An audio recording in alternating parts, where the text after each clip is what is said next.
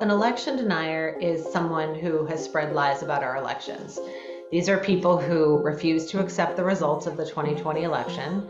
They're Stop the Steal supporters and conspiracy theorists. Some of them even attended the rally at the US Capitol on January 6th. And now they're trying to take over our elections. The playbook for these election deniers is really pretty simple. They want to change the rules and change the referees so that they have the power to change the results. What does that look like? So changing the rules is how elections are run. We've seen voter suppression bills passed all across the country, an unprecedented number of them last year.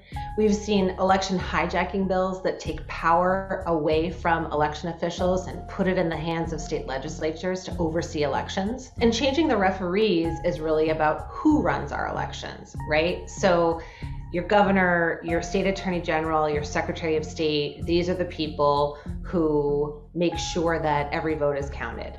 But now those same people are facing threats of violence and harassment, and they're also facing election deniers who are challenging them in these primaries that are coming up. And finally, changing the results is really the worst case scenario. These people that we choose to oversee our elections, these are the people who dictate how we vote.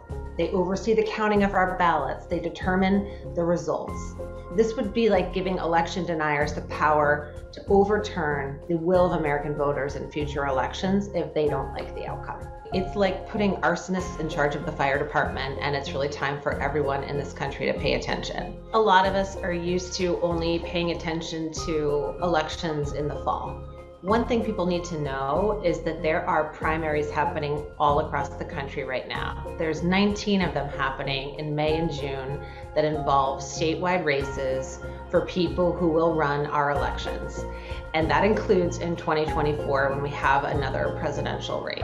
And so whatever issue matters the most to you, it might be climate or healthcare or education, whatever it is, it depends on free and fair elections. It depends on everyone making their voice heard. It depends on a system that's fair and that's free and where every vote gets counted. Free and fair elections, that's the foundation of our country, right? We the people. People really believe in this system. But people need to get out and vote because the system is at risk right now.